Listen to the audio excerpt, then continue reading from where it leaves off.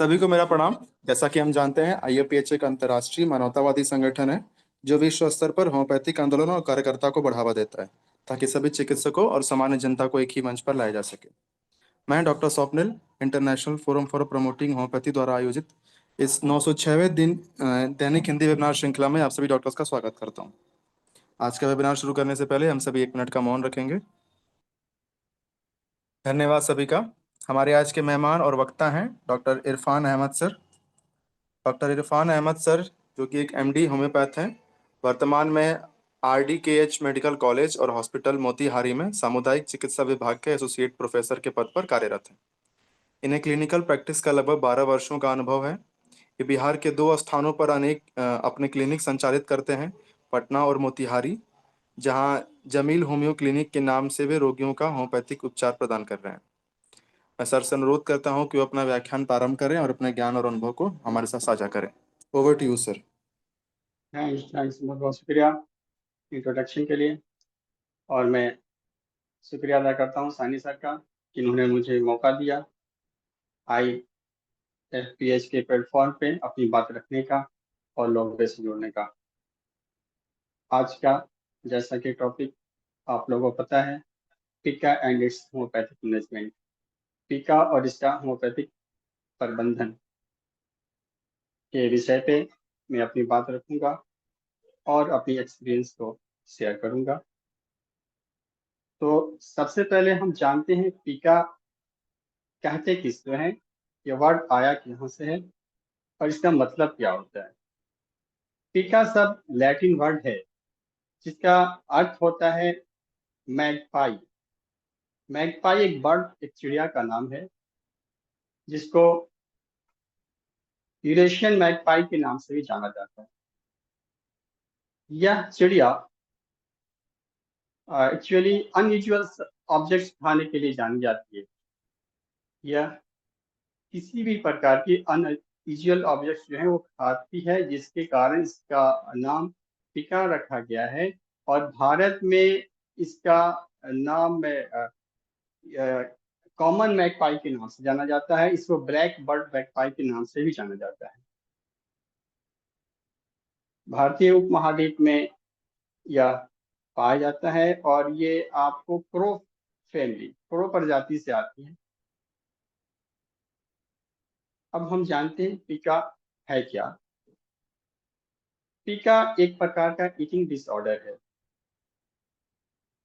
जिसमें non nutritive substance यानी ऐसी चीजें जिनका कोई न्यूट्रिशन वैल्यू नहीं होता, जिनका कोई न्यूट्रिशन उद्देश्य नहीं होता, उसको खाने की एक हैबिट, एक डिजायर होती है।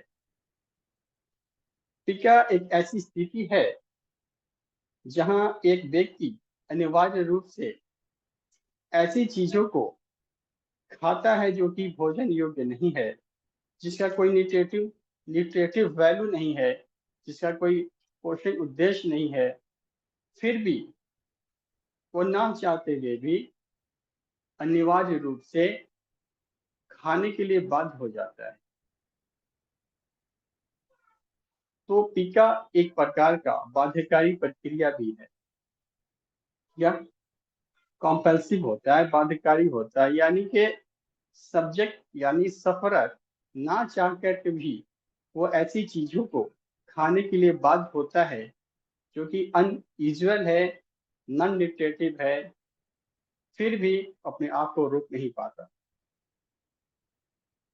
मुझे एक केस याद आ रहा है, एक 12 साल की बच्ची जो कि आज से कुछ महीने पहले मेरे पास आई थी और उसने बताया कि डॉक्टर साहब,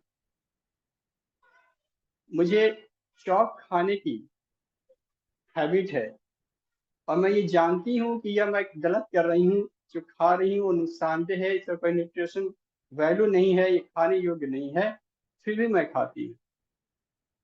मैंने बोला कि तुम तो समझदार हो, 12 साल एज है, तुम जान रही हो, सारी बात खुद बता रही हो कि इसका कोई न्यूट्रिशन वैल्यू नहीं है, फिर छोड़ क्यों नहीं देती।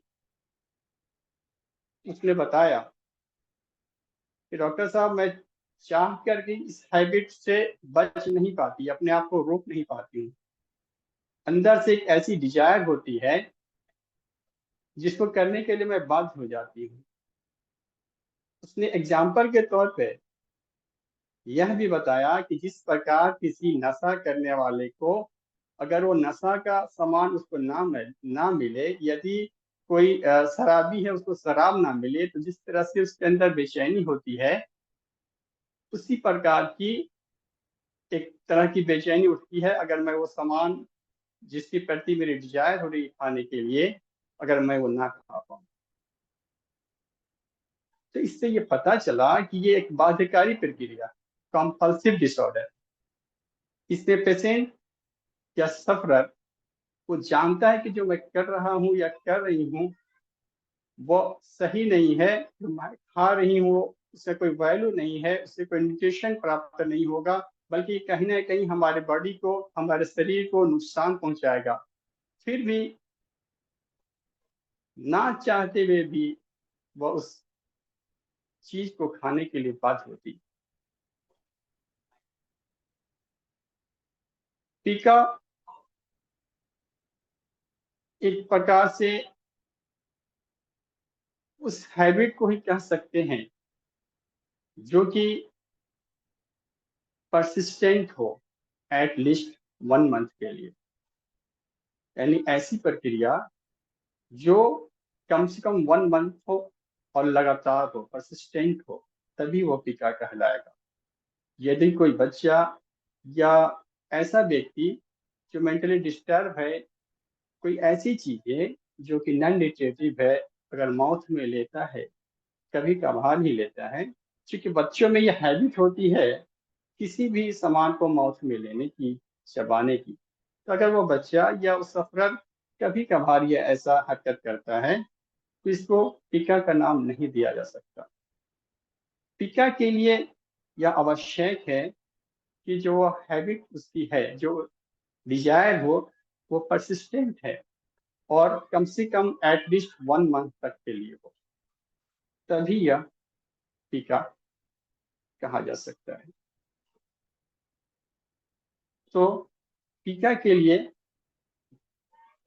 किसी हैबिट का परसिस्टेंट होना, लगातार होना जरूरी है, कम से कम 1 मंथ के लिए। अब हम जानेंगे कि टीका से कौन कौन लोग सफर कर सकते हैं। टीका जनरली बच्चों और प्रेग्नेंट लेडी के केसेस में देखने को मिलता है।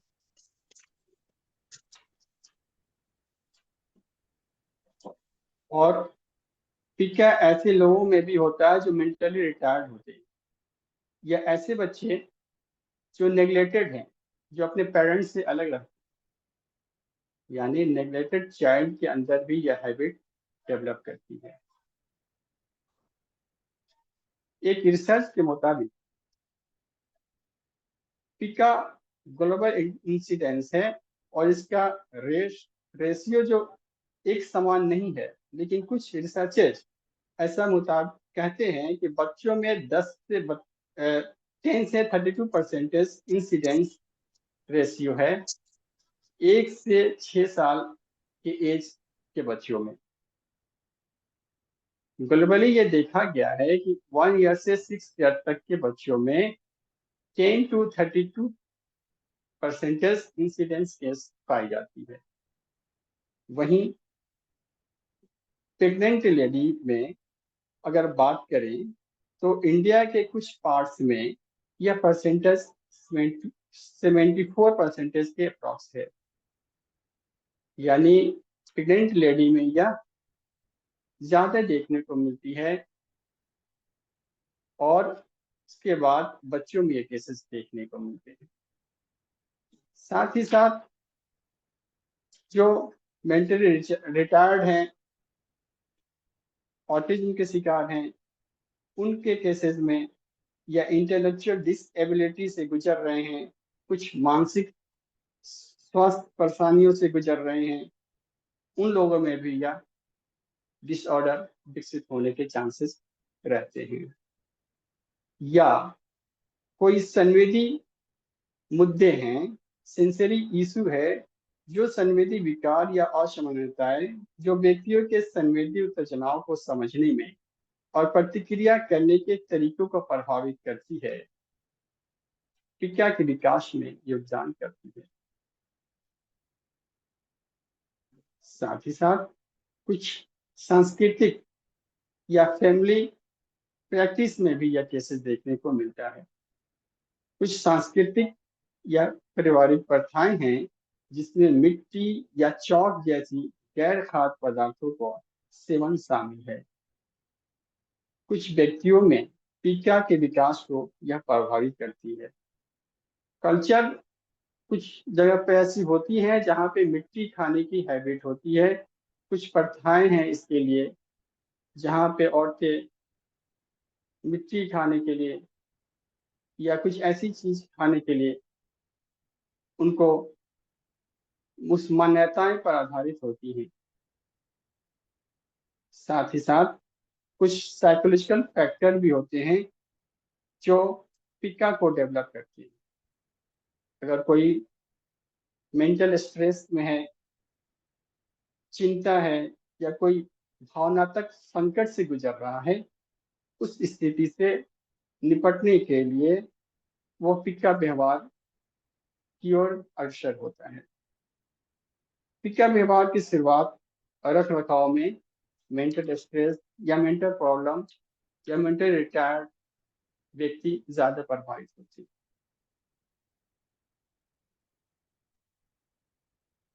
प्रेगनेंसी यानी गर्भावस्था में यह ज्यादा डेवलप होता है, जिसको गर्भकालीन पिका कहा जाता है। गर्भकालीन पिका के अंतर्गत कुछ हार्मोनल परिवर्तन होते हैं, कुछ पोषण संबंधी कमियां होती हैं, कुछ सांस्कृतिक मान्यताएं होती हैं जो पिका को डेवलप करती हैं। कुछ मेडिसिन के साइड इफेक्ट भी हो सकते हैं। कुछ दवाओं के साइड इफेक्ट में भी देखा गया है वो पिका डिसऑर्डर को आकर्षित करती है, पिका डिसऑर्डर की तरफ लोगों को आकर्षित करती है।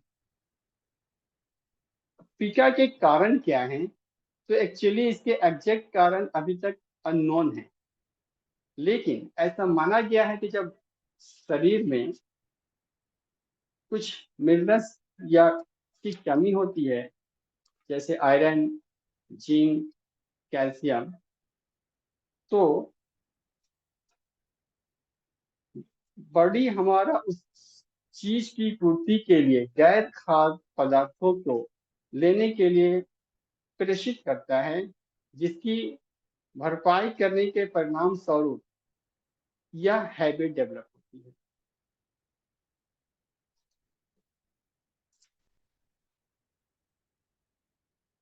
विकार डेवलपमेंट में मतलब बॉडी के अंदर जब आयरन, जिंक, कैल्शियम की जब कमी होती है तो गैर खाद्य पदार्थों के माध्यम से हमारा शरीर इसकी भरपाई करने की कोशिश करता है, जिसके परिणाम स्वरूप यह विकसित होता है।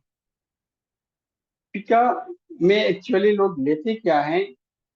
तो पिका के अंतर्गत जैसे चौक हुआ, मिट्टी हुआ, पेंसिल हुई, बाल, कागज, ऐसी आइटम्स को लोग खाते हैं या सफर इसको लेते हैं।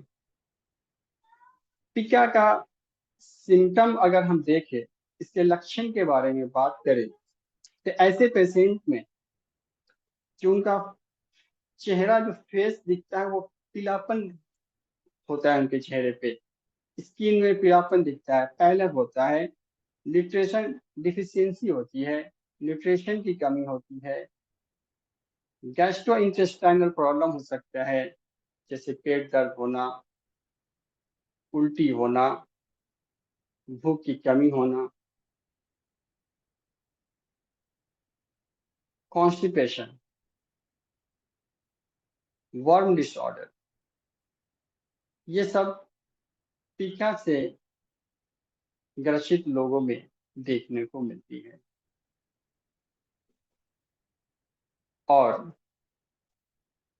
पिका लेने से अगर बॉडी में इन्फेक्शन हो रहा है तो ये फिर डेंजरस पोजीशन हो जाती है। एक स्थिति होती है लिड पॉइजनिंग की। लिड पॉइजनिंग एक्चुअली होता क्या है कि जब कोई लीड बॉडी के अंदर जाती है तो वो बॉडी में एक प्रकार की लक्षण पैदा करती है जो कि वो हमारे शरीर के लिए नुकसानदेह होता है। लीड पॉइजनिंग के सोर्सेज के बारे में मोस्ट कॉमनली इसके सोर्सेज लीड बेस्ड पेंट होते हैं।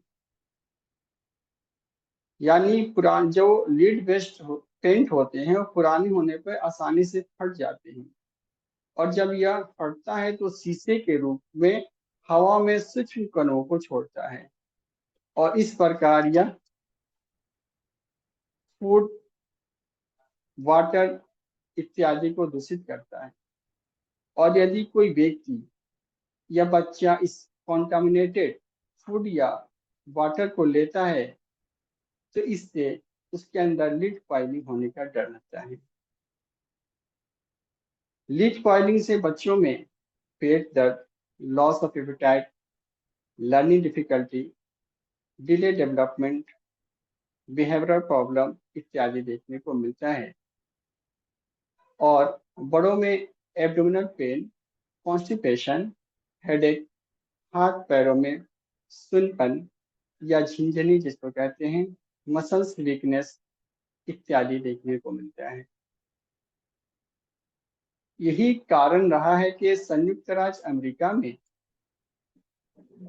ये 1978 में लीड बेस्ड जो पेंट थे उसको प्रतिबंधित कर दिया गया, क्योंकि यह लीड बेस्ड पेंट्स पुराने होने पर जब फटते हैं तो ये कॉन्टामिनेटेड फूड के रूप में या कॉन्टामिनेटेड वाटर के रूप में या धूल में के जरिए बॉडी के अंदर जाती हैं और बॉडी को दूषित करते हैं, और कई कई बीमारियों को वो फिर पैदा करते हैं। अब हम दोबारा से अपने टॉपिक पिका पे आते हैं और जानते हैं कि पिका से बचाव के लिए क्या किया जा सकता है। इसमें पहला उपाय है न्यूट्रिशन एजुकेशन, यानी पोषण संबंधी एजुकेशन। संतुलित आहार के महत्व पर शिक्षा प्रदान करने और आवश्यक पोषण तत्वों का पर्याप्त सेवन सुनिश्चित करने से पोषण संबंधी कमियों से संबंधित टीका को रोकने में मदद मिल सकती है। यदि हम एजुकेशन इस प्रकार का डेवलप करें जहां न्यूट्रिशन, बैलेंस न्यूट्रिशन के प्रति लोगों को जागरूक करें, न्यूट्रिशन डिफिशियंसी से होने वाली बीमारियों के बारे में लोगों को बताएं, और न्यूट्रिशन किस प्रकार से लें कि हमारे शरीर के लिए आवश्यक जो मिनरल्स है वो प्राप्त हो सके, ये जानकारी अगर समाज में हम लोगों को बीच रखें तो इससे पीका को डेवलपमेंट में कमी लाई जा सकती है। नियमित चिकित्सीय जांच, यानी कि रूटीन मेडिकल चेकअप के जरिए भी हम लोगों में जागरूकता फैला सकते हैं और लोगों को पिका डेवलप करने से या इस प्रकार के लक्षण को डेवलप करने से बचा सकते हैं। मेडिकल जांच से ये हम मालूम करेंगे कि बॉडी में कोई डिफिशियंसी है, आयरन डिफिशियंसी है तो फिर आयरन सप्लीमेंट है, जिंक की डिफिशियंसी है या कैल्शियम की डिफिशियंसी है तो फिर उस तरह की सप्लीमेंट के द्वारा हम उसकी पूर्ति करेंगे, जिससे बॉडी में उस कमी की जब पूर्ति होगी तो वह अनयूजुअल ऑब्जेक्ट्स को खाने की जो उसकी हैबिट है उसमें कमी आएगी, उसकी डिजायर में कमी आएगी। समय से पहले अगर हम हस्तक्षेप करें, खासकर बच्चों में, अगर वो किसी चीज को माउथ में लेता है जो कि अनयूजुअल है, अनन्यूट्रिटिव है, जिसका कोई न्यूट्रिशन वैल्यू नहीं है, ऐसी चीजों को अगर वो माउथ में लेता है तो अगर हम उसको हस्तक्षेप करेंगे, वहां पे उसको रोकेंगे, खासकर पेरेंट्स ध्यान दें कि बच्चा कोई ऐसी चीजों को माउथ में लेता है जो नुकसानदेह है, जो कि उसके खाने योग्य नहीं है, फर्स्ट में ही अगर हम बार बार उसको रोकेंगे तो फिर उसके हस्तक्षेप के द्वारा हम उसको, उस हैबिट को वहीं पे रोक सकते हैं। मानसिक स्वास्थ्य स्थितियां अगर उसकी कहीं प्रॉब्लम कर रहा है तो फिर हम उसको साइकोलॉजिकल ट्रीटमेंट के द्वारा उसको समझा करके उसकी काउंसलिंग करके फिर हम उस हैबिट से उसको बचा सकते हैं। इन्वायरमेंटल सेफ्टी के जरिए भी हम टीका को रोक सकते हैं। यानी कि जो हानिकारक पदार्थ है उसको हम अलग रखें, पहुंच से दूर रखें, बच्चे तक वो आइटम ना पहुंच पाए या बच्चे उस तक ना पहुंच पाए कि वो बॉडी में उसको जा सके, जिससे उसका पीका का हैबिट, जो अनयूजुअल ऑब्जेक्ट्स खाने की हैबिट है, वो उसका हम वहीं पे खत्म कर दें। वो उस तक पहुंच ही नहीं पाएगा, फिर वो चाह कर भी वो नहीं खा पाएगा। बिहेवियरल थेरेपी के द्वारा भी हम उस काउंसलिंग करके उसके बिहेव में चेंजेस ला करके पीका डिसऑर्डर में खत्म कर सकते हैं, या उसमें परिवर्तन ला सकते हैं, या फिर उसमें हम कमी ला सकते हैं। हमारे होम्योपैथ में पिका की रोकथाम के लिए या पिका डिसऑर्डर से सफर के लिए काफी बेहतरीन मेडिसिन है। क्योंकि homeopath as a whole treatment करती है।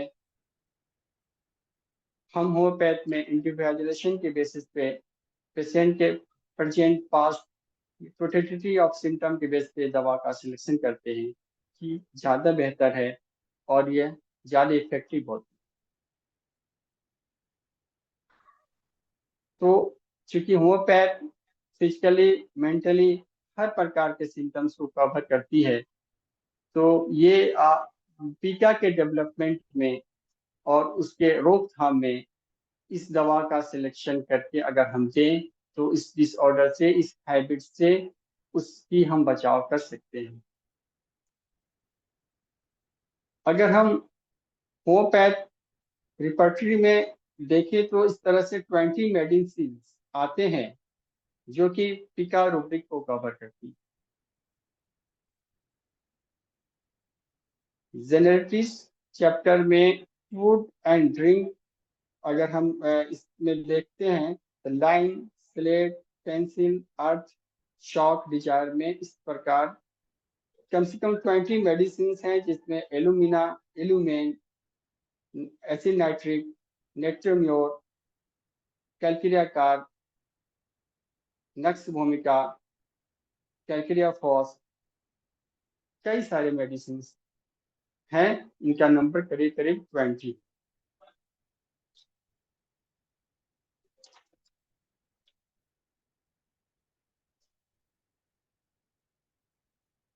Homeopathic treatment is very effective for पीका। होम्योपैथिक ट्रीटमेंट पीका के लिए काफी इफेक्टिव माना गया है। अब हम चूंकि यहाँ पे पीका टॉपिक डिस्कस कर रहे हैं, इससे थेरेपेटिक बेस पे कुछ मेडिसिन का जिक्र करेंगे जो कि पीका के लिए इफेक्टिव है या जिसका पीका के रोकथाम में इम्पोर्टेंट रोल है। तो इसमें पहला मेडिसिन जो कि ज्यादा इफेक्टिव भी पाई गई है वो है कैल्केरिया कार्ब। कैल्केरिया कार्ब को पेशेंट को अनडाइजेस्टेबल थिंग खाने की तीव्र इच्छा होती है। उसको पेंसिल, चॉक, स्लेट पेंसिल, कोयला, चिप्स इत्यादि की तीव्र इच्छा होती है, काफी क्रेविंग होती है। कैल्केरिया कार्ब के पेशेंट को एक डिजायर होती है, एक खाना चाहता है, यानी कि अंडा उसको काफी पसंद होता है। कैल्केरिया कार्ब के पेशेंट को रात में जब वो सोता है तो उसके सर से पसीना ज्यादा गिरता है, प्रोफुज स्वेटिंग फ्रॉम हेड। यहाँ इतना पसीना गिरता है कि उसका पिलो भी गीला हो जाता है। कैल्केरिया कार्ब के पेशेंट में कॉन्स्टिपेशन है, उसका हार्ड स्टूल होता है। फर्स्ट हार्ड होगा, देन फिर नॉर्मल होगा, फिर वो सॉफ्ट स्टूल होगा। कैल्केरिया के पेशेंट में पेट में दर्द होता है, ऐठन, क्रैम्पिंग लाइक होता है। और यहाँ पे कैल्केरिया की अगर कॉन्स्टिट्यूशन की बात करें तो यह फेयर फैट फ्लेवी पेशेंट होते हैं। इनको सर्दी जल्दी लग जाती है। ये थर्मल इनका चीली होता है। इनको ठंड असर जल्दी करती है। इनको एवर्शन होता है मिल्क से और मीट से। अगर हम दूसरी मेडिसिन का जिक्र करें तो वो आता है एलुमिना। एलुमिना के पेशेंट को स्ट्रॉन्ग क्रेविंग होती है चॉक की, चारकोल की। इसकी मुख्य कमी शिकायत होती है कि इसको कॉन्स्टिपेशन काफी हार्ड होता है। स्टूल की फीलिंग कई कई दिनों तक इसको नहीं आती। कैटरेक्ट के पेशेंट को कोयला, चॉक, ड्राई फ्रूट्स या ड्राई राइस, टी, कॉफी इत्यादि की भी क्रेविंग होती है, खाने की इच्छा होती है। एलुमिना के पेशेंट को पेट में दर्द की शिकायत रहती है। Physically and mentally adjusted patient होते हैं। अगर ऐसे पेशेंट में हम एलुमिना दें तो उसकी जो क्रेविंग है अनयूजुअल ऑब्जेक्ट्स खाने की, अनडाइजेस्टेबल थिंग खाने की, उसमें उसको काफी इससे फायदा मिलता है। नेक्स्ट मेडिसिन की तरफ हम आते हैं तो कैल्केरिया फॉस का इसमें इंपॉर्टेंट रोल होता है। कैल्केरिया फॉस का पेशेंट चीली होता है, इमासिएटेड होता है, खड़े होने में उसको तकलीफ होती है। कैल्केरिया कार्ड के पेशेंट को चूना, पेंसिल, मिट्टी, खासकर चिकनी मिट्टी आदि की डिजायर होती है। कैल्केरिया कार्ड के पेशेंट का पेट फूला हुआ रहता है और पाचन क्रिया कमजोर होती है। इनको डैम्प से, कोल्ड वेदर से और चेंजेस ऑफ वेदर के साथ साथ मानसिक परिश्रम, मेंटल एग्जॉशन से भी रोग उनका बढ़ जाया करता है। तो यदि कोई ऐसा पेशेंट है जिसके अंदर ये सारे सिम्टम्स हैं और साथ ही साथ उसको चॉक, पेंसिल यानी कि पिका की हैबिट है, तो अगर हम कैल्केरिया फॉस देते हैं तो काफी हद तक उस पे हम कंट्रोल पा सकते हैं।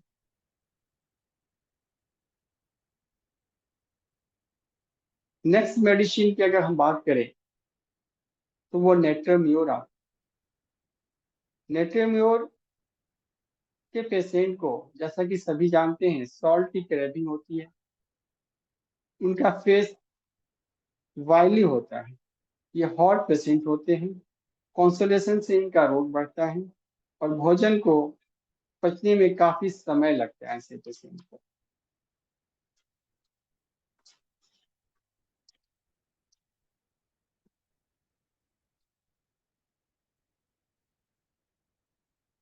नेट्रोम्योर को एवर्शन होती है ब्रेड से, फैटी थिंग से, और इनके अंदर आयरन डिफिशियंसी एनीमिया पाई जाती है। थेरेपेटिक बेसिस पे अगर हम नेक्स्ट मेडिसिन की बात करें तो वो सीना। सीना के इंपॉर्टेंट को पिका के केसेस में नेग्लेक्ट नहीं किया जा सकता। सीना खास कर बच्ची के केसेस में जहाँ वॉर्म की शिकायत है, ग्रेडिंग ऑफ टीथ है, कन्वल्शन है, बच्चा हर वक्त माउथ में फिंगर को लिए रहता है, कुछ अनयूजुअल ऑब्जेक्ट को ले रहता है, तो वहाँ पे सीना का अपना इम्पोर्टेंट रोल हो जाता है। सीना के पेशेंट को भूख की कमी भी रहती है।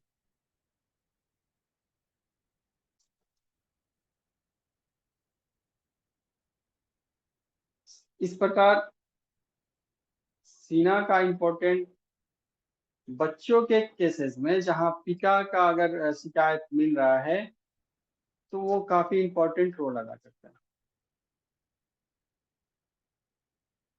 अगली मेडिसिन की अगर हम बात करें तो नक्स भूमिका के इम्पोर्टेंट को भी नेगलेक्ट नहीं किया जा सकता। नक्स भूमिका का पेशेंट को क्रेविंग होती है चारकोल की, पेपर की, चॉक की, salt item, spicy food item की। नक्स भूमिका का पेशेंट चीली होता है और थीन होता है। ये ओवर सेंसिटिव होते हैं नॉइज के प्रति, किसी लाइट, अगर ज्यादा ब्राइट लाइट है, म्यूजिक है, उसके प्रति ये सेंसिटिव पेशेंट होते हैं। ये इरिटेबल भी रहते हैं, एक्टिव रहते हैं, सेडेंटरी हैबिट के होते हैं। और गैस्ट्रो इंटेस्टाइनल प्रॉब्लम में नक्स भूमिका का इम्पोर्टेंट रोल है, इसको इनकार नहीं किया जा सकता। जहाँ पे स्टूल की अनसेटिस्फैक्टरी डिजायर हो रही है, पेशेंट स्टूल पास करने जा रहा है, फिर चला आ रहा है, स्टूल का क्लियर नहीं हो रहा है, बार बार जाने की ख्वाहिश हो रही है, वहाँ पे नक्स भूमिका अपना इम्पोर्टेंट रोल अदा करती है। इस प्रकार से अगर होम्योपैथिक में थेरेपेटिक बेसिस पे हम बात करें तो नाइट्रिक एसिड का भी पिका के केसेस में अपना इम्पोर्टेंट रोल है, इसके महत्व को इनकार नहीं किया जा सकता। नाइट्रिक एसिड के पेशेंट को क्रेविंग होती है लाइन की, स्लेट पेंसिल की, पेपर की, चारकोल की। इनका जो नाइट्रिक एसिड का पेशेंट होता है वो चीली होता है, सिल्की होता है, मतलब डिमांड सा दिखता है, थीन होता है और कोल्ड के प्रति सेंसिटिव होता है। इसको डिजायर होती है फैट की और सॉल्ट की। नाइट्रिक एसिड के पेशेंट को म्यूकोक्यूटेनियस जंक्शन पे क्रेक मिलता है, यानी कि fissure in rectum and corner of mouth. जहाँ पे मिकस और क्यूटिनियस मेम्ब्रेन मिल रहा है वहां पे फिशर रहेगा, जैसे कि एनल फिशर हुआ। और माउथ के कॉर्नर में यहाँ पे क्रेक करता है। ज्यादातर नाइट्रिक एसिड के पेशेंट में यह सिम्टम देखने को मिलती है। नाइट्रिक एसिड का पेशेंट इरिटेबल होता है, फियरफुल होता है, वो डरा हुआ रहता है, सेंसिटिव टू नॉइज होता है एंड सेंसिटिव टू लाइट होता है। वो लाइट के प्रति और नॉइज के प्रति काफी सेंसिटिव रहते हैं।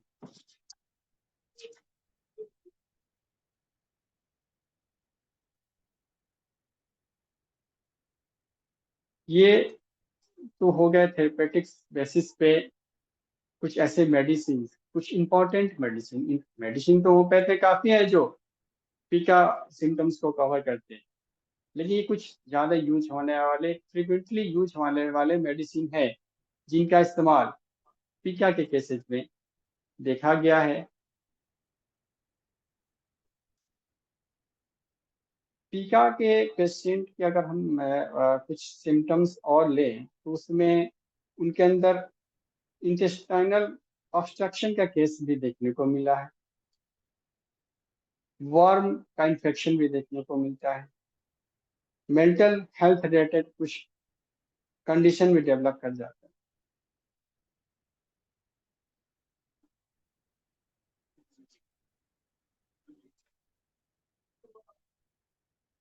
ये तो हो गया थेरेपेटिक बेस पे, मैंने यहाँ पे कुछ मेडिसिन का जिक्र किया। अब मैं कुछ ऐसे केसेस का जिक्र करूंगा जो कि मैंने अभी अपने प्रैक्टिस में विकास से रिलेटेड केसेस कुछ जो मैंने देखा है। तो उसमें एक केस एक 5 साल के बच्चे का है, जो कि पिछले 1 से 2 महीने से उसको पेट दर्द और उल्टी की शिकायत लेकर मेरे पास आया था। खाने के बाद से उसके पेट में दर्द हो जाना, उल्टी होना, भूख लग तो रही है, खा भी रहा है, लेकिन उल्टी हो जा रही है उसको। स्टूल उसका कॉन्स्टिपेशन रहता है, यूरिन नॉर्मल है, लेकिन क्रेविंग है साथ ही साथ उसको चॉक खाने की, पेंसिल खाने की। वो चीनी पेशेंट है, उसको ठंड या चेंजेस ऑफ वेदर से वो जल्दी प्रभावित हो जाता है। अगर उसके मेंटल जनरल की बात करें तो वो हाइपर एक्टिव चाइल्ड है, और उसको डॉग से फियर था, यानी कि डॉग से उसको डर लगता है। साथ ही साथ एंगर, इस कदर उसके अंदर एंगर था, गुस्सा था कि अपने सर को वो दीवार पर मारता। उसकी माँ बोल रही है कि डॉक्टर साहब, इसके इस हरकत से हम लोग परेशान हो गए। तो जब गुस्सा आता है तो अपने सर को दीवार पर पटकता है, समझ नहीं आता है क्या करता है।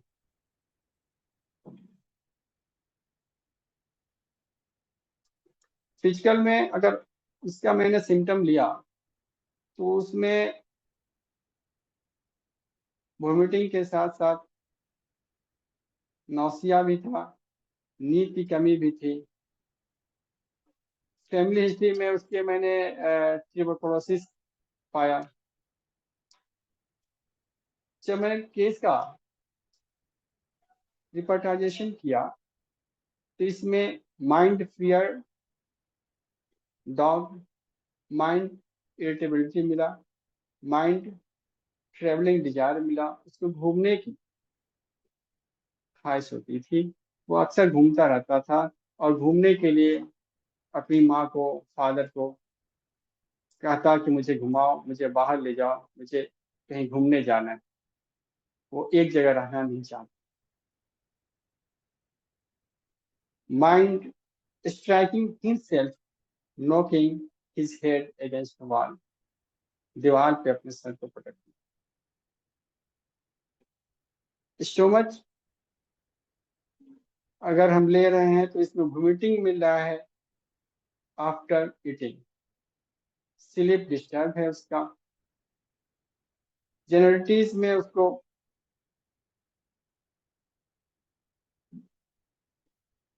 फूड एंड ड्रिंक में इनडाइजेस्टेबल थिंग मिला। खाने की उसकी हैबिट है जिसमें वो चॉक खाता है। थर्मल उसका चिली है। फैमिली हिस्ट्री में ट्यूबरकुलोसिस है, जैसे कि मैंने पहले बता दिया। इस प्रकार से इसका रिपोर्टाइजेशन करने के बाद जो मेडिसिन निकल कर आया उसमें 3 मेडिसिन, जिसमें फॉस्फोरस, सल्फर, सीपिया, ट्यूबरकुलोसिस, ट्यूबरकुलोसिस। फॉस्फोरस चूंकि मैक्सिमम सिम्टम्स को कवर किया था, तो मैंने फॉस्फोरस का उसको 30 पोटेंसी में एक डोज दिया, और बोला कि इसको सुबह खाली पेट खा लेना। फिर उसको मैंने 15 दिन के बाद बुलाया।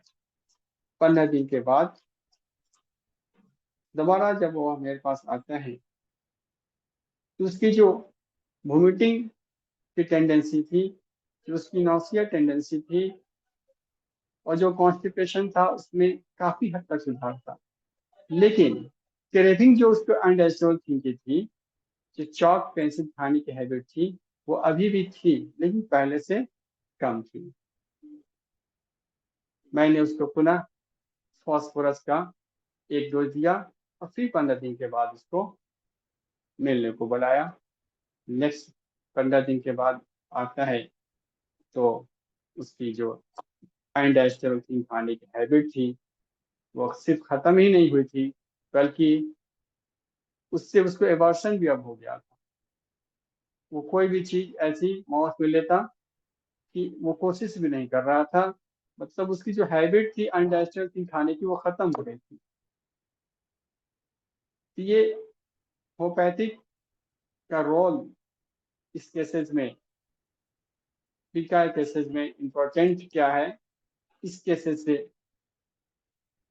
मुझे जानने को मिला कि हाँ होम्योपैथ तो एज ए होल सारे केसेस में अगर सही प्रकार से उसको रिपार्टेशन और केस थिंकिंग के बाद दिया जाए तो काफी हद तक कंट्रोल कर देती है।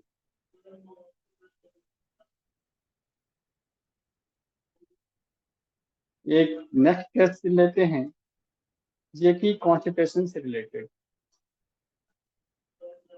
एक 7 साल का बच्चा है जो कि पिछले 3 महीने से वो कॉन्स्टिपेशन यानी कब्ज की शिकायत है उसको, और काफी लैक्सेटिव जब तक लिया ठीक रहा, फिर लैक्सेटिव छोड़ दिया, फिर उसको कॉन्स्टिपेशन की शिकायत, भूख की कमी, पेट में दर्द इत्यादि की शिकायत थी। और इसके परिवार वाले इसको काफी ट्रीटमेंट करा करके फिर वो आए। तो मैंने उसका जब केस टेकिंग लिया तो उसमें उसको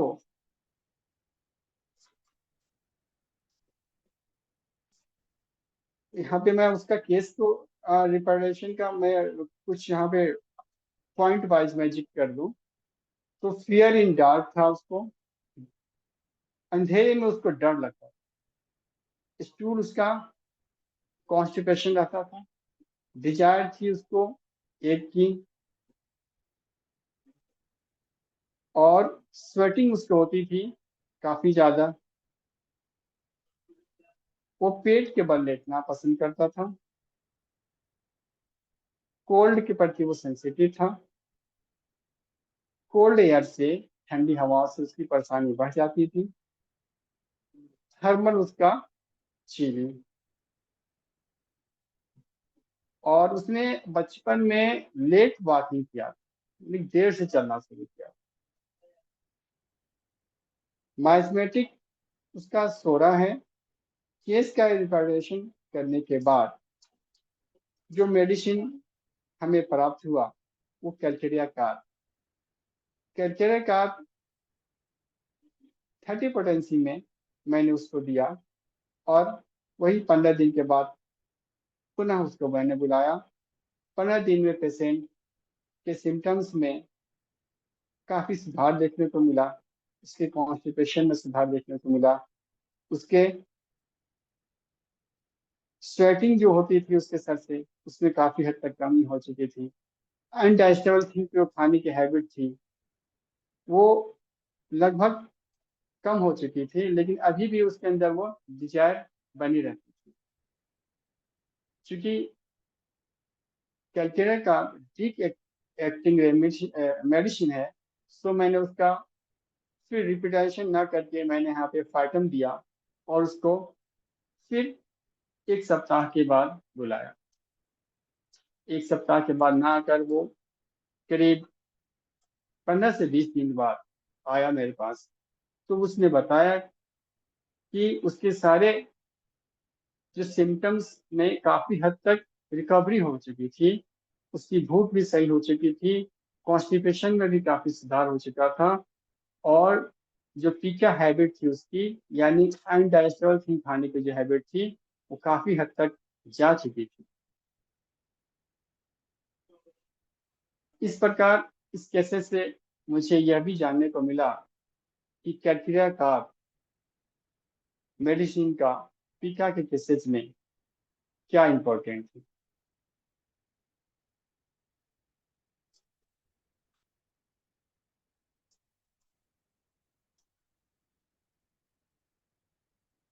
एक नेक्स्ट केस लेते हैं, और ये 12 साल की बच्ची का जो मैंने जिक्र किया था उसका केस है।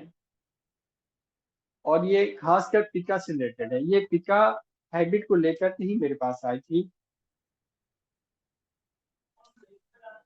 इवन वो काफी परेशान थी अपने हैबिट से। उसकी माँ ने बताया कि डॉक्टर साहब हम लोग काफी परेशान हो चुके हैं, ये अपनी छोटी बच्ची का जो पेंसिल है वो उसको खा जाती है, चौक खा जाती है। हम लोग काफी इसको समझा चुके हैं, इसके लिए इसको डांट चुके हैं, फिर भी यह हैबिट नहीं छोड़ती। इसको लेकर के काफी परेशान थे लोग। फिर वही पेट दर्द, कॉन्स्टिपेशन, भूख की कमी, गैस बनना इत्यादि सिम्टम्स मिला। केस का डिटेल ले करके फिर मैंने उसका जब रिपोर्टेशन किया तो मेडिसिन जो मुझे प्राप्त हुई वह कैलकुलेट कार्ड भी निकल के आया। क्योंकि पेशेंट इसका चीनी था, स्वेटिंग भी थी इसको, और खासकर जो कॉन्स्टिट्यूशन था इसका वो कैलकुलेट कार्ड का था। वह बच्ची फेयर थी, फैटी थी, फ्लेरी थी। तो मैंने कैलकुलेट कार्ड 200 में 2 डोज दिया, 2 दिन तक। 2 डोज खा करके फिर मैंने उसको फाइटम दिया और फिर उसको 15 से 20 दिन के बाद बुलाया। जब वो 15 दिन के बाद विजिट करती है तो उसके जो बाकी के सिम्टम थे उसमें कुछ हद तक कमी थी, लेकिन अभी भी उसको कर्विंग बनी हुई थी, कॉन्स्टिपेशन उसका बना हुआ था। थोड़ी बहुत रिकवरी थी, लेकिन सुधार अभी पूरी तरह से नहीं। मैंने फिर से केस का इवोल्यूशन किया तो फिर कैटेर कार्ड भी निकल कर आता है।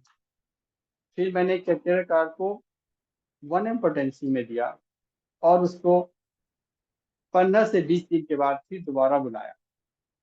अब जब वो बच्ची मेरे पास आती है तो उसके जो सिम्टम्स थे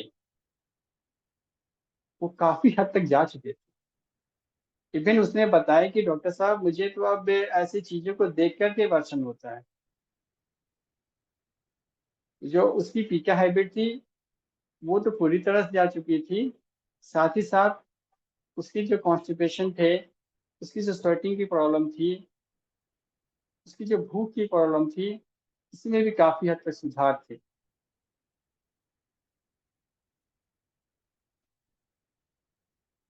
यह मेरा केस, चूंकि कैलकुलर कार्ड को मैंने काफी हद तक इस केसेस में, इस तरह के केसेस में कैलकुलर कार्ड का मैंने अपने प्रैक्टिस में काफी रोल देखा है। जहाँ पे पेशेंट को अनडाइजेस्टेबल थिंग की क्रेविंग हो, साथ ही साथ अगर उसको स्वेटिंग हो रही हो, कॉन्स्टिपेशन बना हुआ है, स्टूल उसको कई कई दिन तक पास नहीं होता, और अगर उसका फिजिक भी, कॉन्स्टिट्यूशन भी कैलकुलर कार्ड का मिल रहा हो तो फिर वहां पे कैलकुलर कार्ड फेल करने का चांसेस नहीं के बराबर रहता है। हाँ, टाइम टेकिंग कर सकता है क्योंकि डीप एक्टिंग मेडिसिन।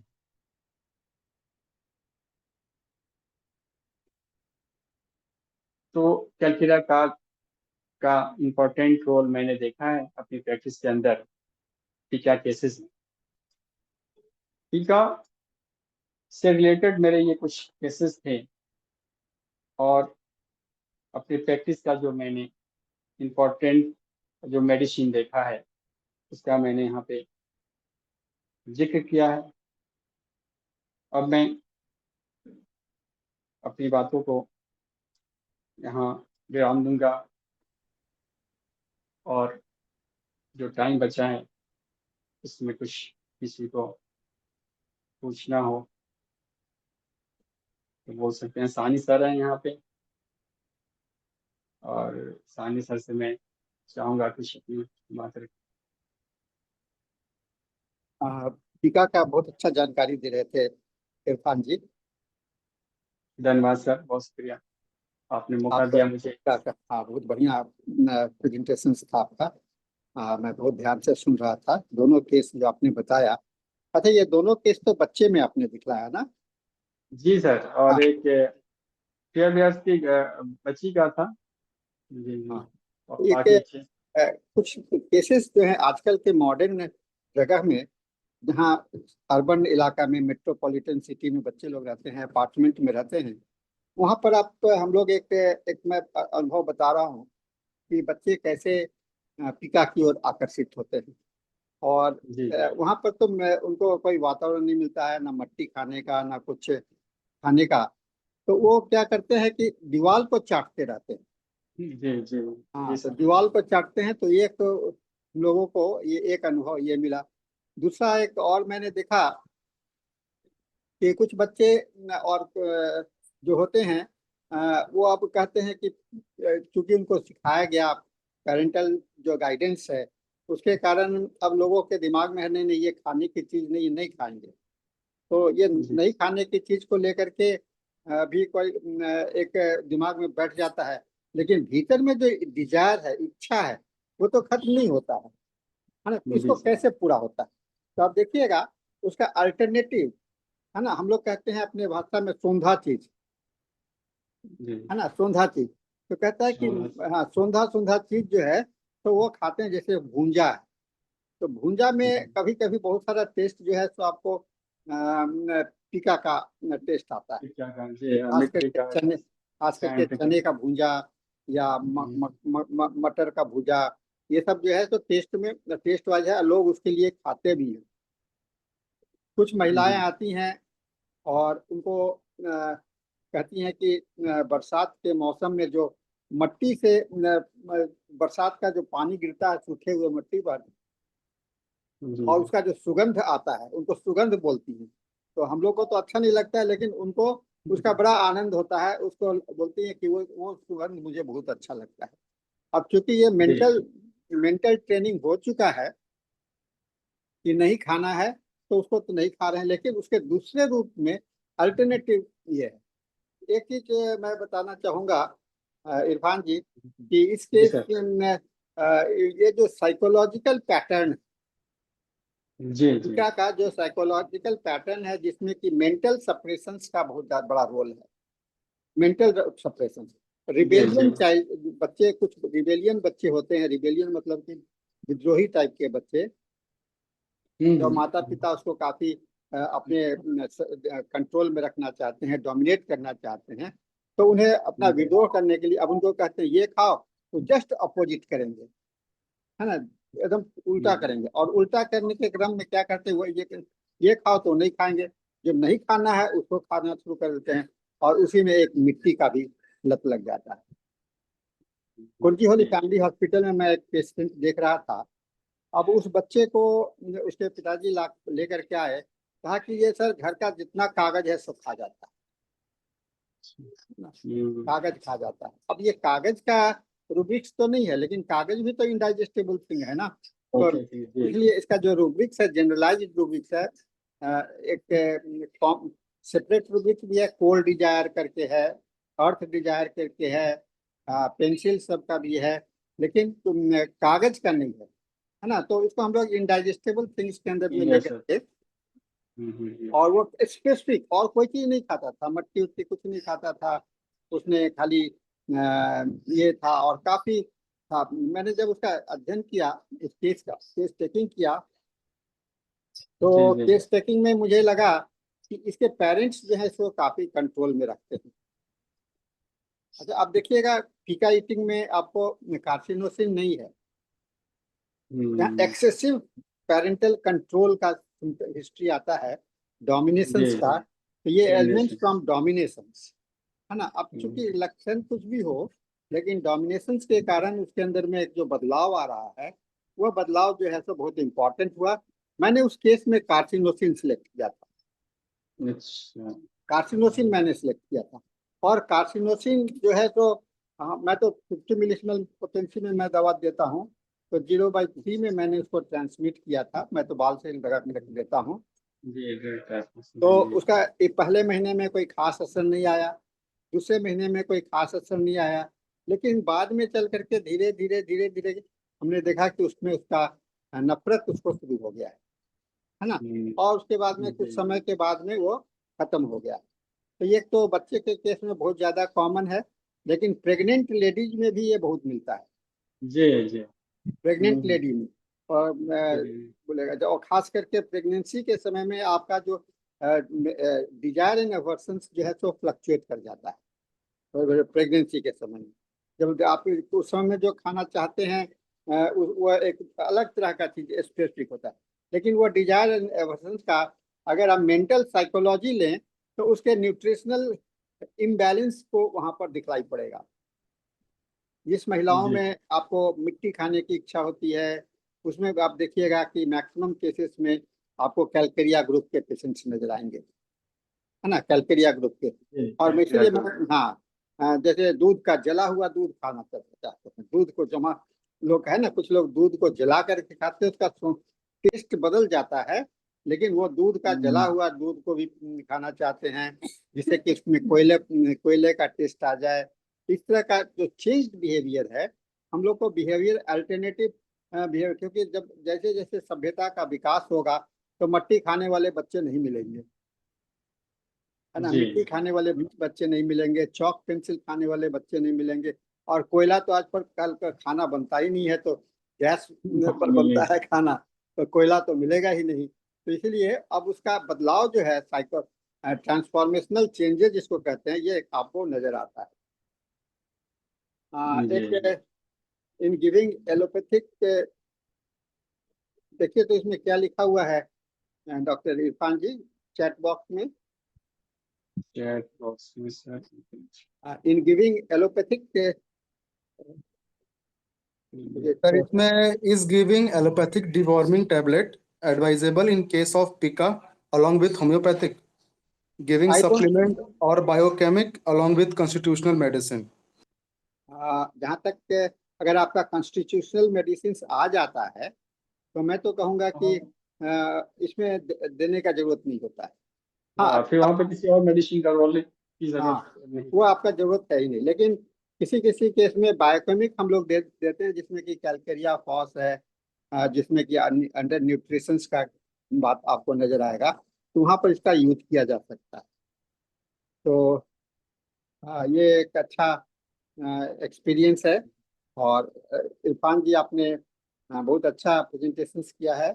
आज का हम बहुत लोगों शुक्रिया का सर समय, आपका, हाँ, एक ने और पूछा आपने है मौका दिया। सल्फर और साइलेसिया भी हो सकता है, बिल्कुल हो सकता है, ये बशर्ते नहीं कि, हो पाए तो कॉन्स्टिट्यूशन बेस्ड मेडिसिन का सिलेक्शन हाँ, करना है तो जैसे कर कि सकता मैंने है, कोई डाउट कार्सिनोसिन नहीं। का जिक्र किया, तो उसी तरह से जी सल्फर और ये साइलेसिया हो सकता है, subject to the constitutional totality, है ना, या कॉन्स्टिट्यूशनल टोटलिटी है तो नहीं, हो जाएगा। तो इरफान यस जी, सर, हम लोग का समय अब पूरा हो चुका है। आपने बहुत अच्छा थैंक्स सर, केस को धन्यवाद। जिक्र किया है, ये विषय बहुत ही अच्छा है। बहुत बहुत और शुक्रिया आप फिर सबका। एक अगला सेशन में हम लोग, फिर आप कोई विषय तैयार करके रखिए, हम लोग फिर आप जी जी। इसमें मिलेंगे। तो हम लोग अब इस सेशन को समाप्त करते हैं। आपको धन्यवाद इस मीटिंग के लिए। बहुत शुक्रिया सर आपका भी और सारे टीम का। और सारे लोग जो ऑडियंस हैं उनका भी मैं धन्यवाद ज्ञापन करता हूँ। और इसके साथ में यह सेशन समाप्त होता है, और session handed over to doctor Dhanesh for his English session. Doctor Dhanesh, you can start your session now.